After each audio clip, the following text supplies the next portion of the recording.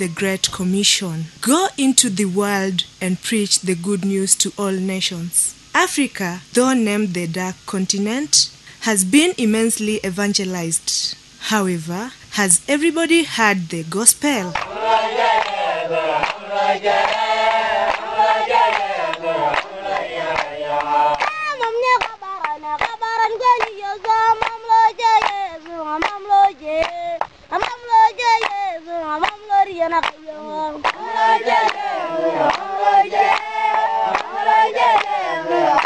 There are so many unreached groups in Africa. This includes the Borana, Rendile, Pokot, Turkana, Toposa, and the Maasai. Amongst them are the Nyngatoms of South Sudan. The Nyngatoms, also known as Donyiro, are Nilotic agropastoralists who stay on the other side of River Omo, which is a natural barrier that isolates them from the rest of the country. In order to get to their villages, one must first cross the crocodile-packed Omo River, then hike the stone-coached desert on foot while being hot, sweating, and not even finding shelter. We talked to missionaries Mark and Lona, who managed to reach out the gospel to the Nyngatoms.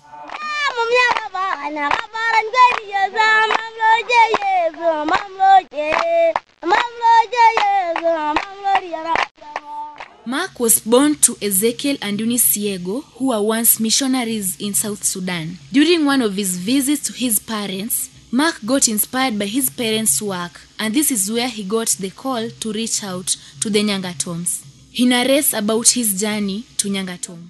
So I was leading this organization also to go to the place because I had a passion for them. And we started our journey here in Eldoret via Land Cruiser with other team members that they were supposed to go and serve with me as a team because I was single, I had not much experiences, and they had people who had some experiences more than me. So we started, I remember it was 7th of December. And when we were going to South Sudan, it was through some incidents whereby at the border of Kenya, and we call it a no man's land. It happens that there is a scenario where we caught a barrier that is not a barrier we know in other developed countries. It was just ashes across the road. And our driver did not know about that, and he crossed.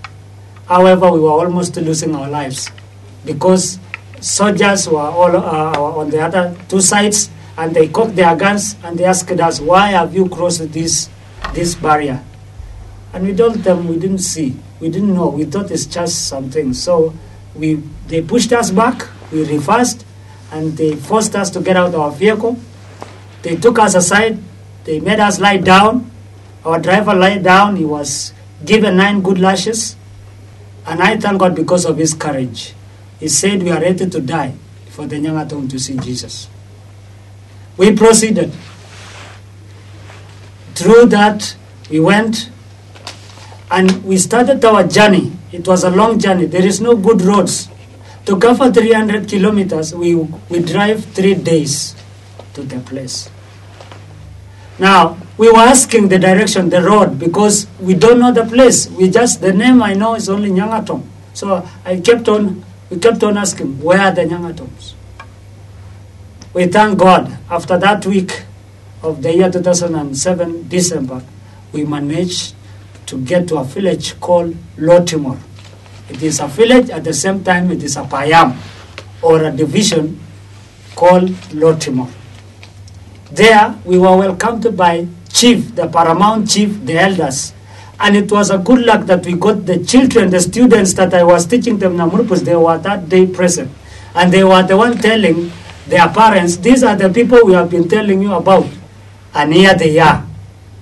What a joy to that community, that they expected somebody to come and bring a savior to them. Mark and his wife Lona describe how they found the culture and lifestyle of the Nyngatoms as quite contrary to how they lived back in their home in Kenya. These people live a house that is cross-touched all the way from ground, like a manyata, a Turkana-like. And it is round with a very small short door That is the kind of the houses they are living in. And in fact, these houses, it cannot stay for long because of termites. You renew each year or after every 8 to 9 months. So they gave us. Why? Because this community are polygamous. So another woman can live with another woman, and so we got this opportunity to stay in this house. And we stayed in that house for 3 good months. We had took some food and some clothes, used clothes, and we used those clothes to give them so that they build us a house. A modern house that is a crash-touched, dismantled around. Actually, it is a little bit higher, 7 feet, with the grass on top, and they mud on the wall. That was, they did not know to do that, but I was instructing them to do. And the culture shock is that the women were doing this job. I expected the men, but the men were not seen there. They were just under the tree, and some that they were there, they were instructing women to do the job. It was a culture shock to me.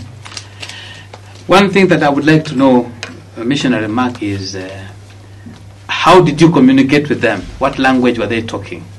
Now, when I was in Toposa,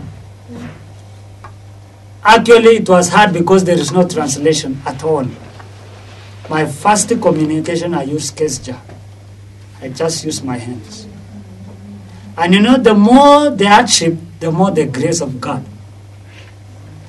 Good enough, the Toposa and the Nyngatoms, they understand, they speak similar. So I used the few words that I knew in Toposa to communicate in Nyngatoms. And the few language I knew, come here, go there, what is your name? The rest, I was using hands. And that one gave me a hard job to learn the language. And the first thing was, when they saw me with my Kenyan clothing, because I had my Kenyan clothing, they took time to come where I was. So I had to pull out my clothes and throw away and just put a shuka. They saw my body is the same as their body, and they started interacting with me. I started learning the language, and how I learned the language, I became an herder. I took care of the animals of the chief who hosted me. Every morning I opened the cows of the chief. I went and take care. In the evening I returned them, day by day for 1 good year. That is where I learned the language. That is where I understood the culture. That is where we build the relationship with the community. So people are walking naked, especially the women. They don't care about the upper part. They are just caring about the lower part. Men are just free from the lower part and the upper part. So that is the lifestyle. What amazed me also is the way women are there. Women are people who are being depended upon. They are the one to work. They are the one to build their houses. They are the one to gather for their children. And men are just to lie under the tree. And it was somehow a bit a shock to me. In order to win souls to Christ, Mark introduced new ideas such as digging of pit latrines, building of modern houses, growing of food crops such as maize and kales, and even putting on of modern clothes. This woman became a stepping stone in terms of bringing development to the community, because I remember we took some seeds here. These women, they plant sorghum, and they plant this sorghum, this seed that it's so long, so tall, that when it ripe, you have to build a storage to stand on top so that you chase the birds from destroying. So the seeds we took from Kenya was the advanced seeds that when you plant it is short, it is yielding, and even the maize was of 3 months. And we gave this Amina group, her group, I gave her, and her, he distributed a handful, just a handful. And they went and planted, we planted too. And when we planted, miraculously, these seeds yield more than theirs. And they named that sorghum Lona, and they named the maize Marco. So if you go to that place now, you don't ask any seed, you say, I want seed Marco, and I want seed Lona. They will give you exactly seeds that. And from that, it bond the relationship. Through this, Mark drew the Nyngatoms closer, which made it easy for him to start a church.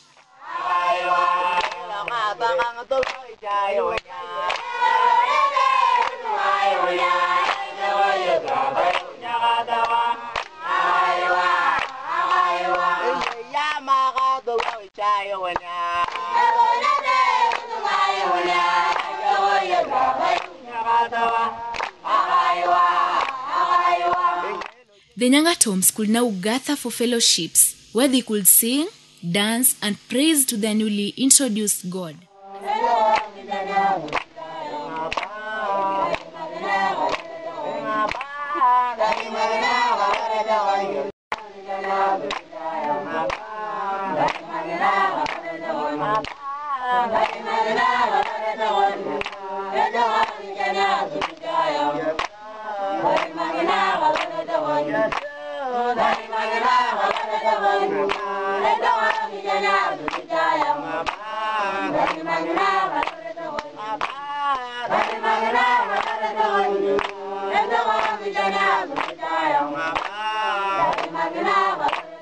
As days went by, Mark saw the need for education in the community.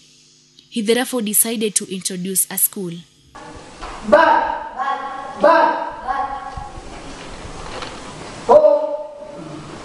Banana.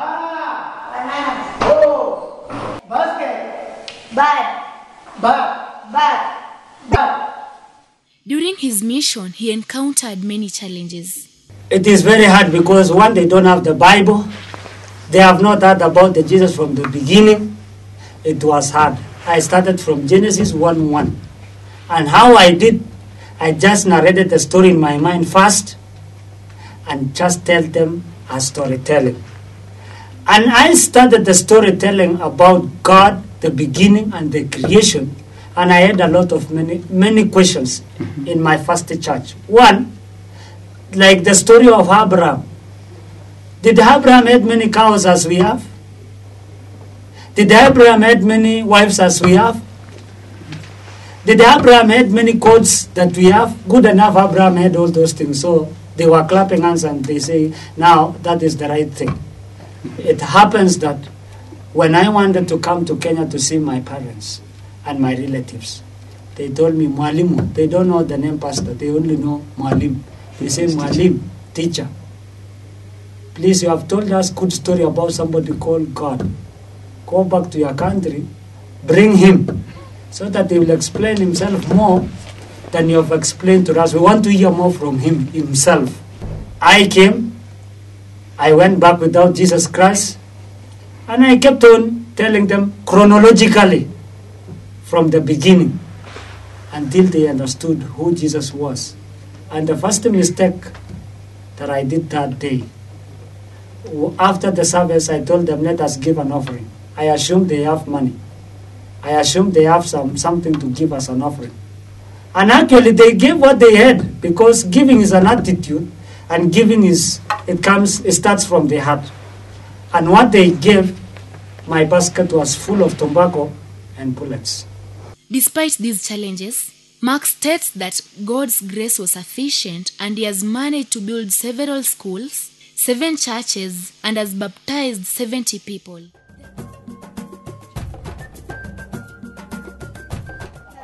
Lote, umekubali kwamba Yesu Kristo ni mwokozi wa maisha yako? Lote, jauya Yesu Kristo, araunia kapula yaka ukenya. Kwa sababu ya imani yako, nakubatiza kwa jina la Baba, na Mwana, na Roho Mtakatifu. Amen. Umekubali kwamba Yesu Kristo ni mwokozi wa maisha yako? Wakubali kwako, tunakubatiza kwa jina la Baba, Mwana, na Roho Mtakatifu. Amen. And the community sent a woman, go and ask the teacher to come and help us to deliver this woman. Came to my house, asking me about that. And I did not have way how I can explain, I don't know. They don't believe I don't know, they believe I know. So I asked her, go, I'm coming, let us go. And I told her, wait a minute. I went to my house, I knelt down before God. Asked God, you sent me here. I need your miracle to happen. And I marched majestically to the village. They saw me, they were saying, hey, teacher is coming. This lady will be helped. A miracle happened. At the gate, I heard the baby crying. He was born. Before you entered? Before I entered. So I did not refuse to help. I was ready. But I asked God, do a miracle, because I had no experience about, I'm not a midwife. I don't know how to deliver a woman. That was great. Another incident happened also, whereby a man came very early in the morning to my house and asked me, Mwalimu, I need some medicine. I asked him, are you sick? He said, no. Then medicine for what? He showed me a scar on his shoulder. He asked me, do you see this? I say, I'm seeing. Is it paining? He said, no. I want that medicine if I take. I am free to walk everywhere and no enemy will see me. And I will leave this G3 gun. I will not be carrying. This has given me this scar. I've been carrying all of my years. I am tired. Give me that medicine. Because we've been watching you closely. You go where we don't go without a gun and you come safe. You have a medicine. So give me. When my bulls come back, I will give it back to you one. We've started 7 churches. And we didn't start only churches. The need of the community was the school. So we started a school. I started a school. I became a teacher myself. And the children, the community gave me the children. I teach them. And I thank God the government of South Sudan recognized it. And they facilitated us with books and other things to use. There are still so many communities out there that have not been reached. The field is ready, the field is ripe, but the workers are few. There is many tribes in South Sudan. I named the Nyngatoms, the Toposa, the Jie, the Murule, the Tenat people, among others, the Lotuko, among other 86 sub-tribes. Without Jesus, little did we know that the Nyngatoms have known. There is people live in caves, they don't know about Jesus. And they are ready, they are hoping for the gospel. As a Christian, what is your responsibility? What I can say with my experiences, mission field is hard, costly, but very possible.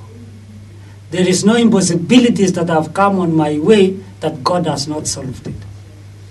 The work of missionaries to prepare and go, and God is to relocate resources because He's the one sending you. Unless you are being sent by church and by people, you will keep on looking on people, you will keep on crying to the church. But if God is sending you, I tell you, He will provide. In fact, many of the times we want to come back home, God does something, a miracle, and we say, God, we will continue serving you.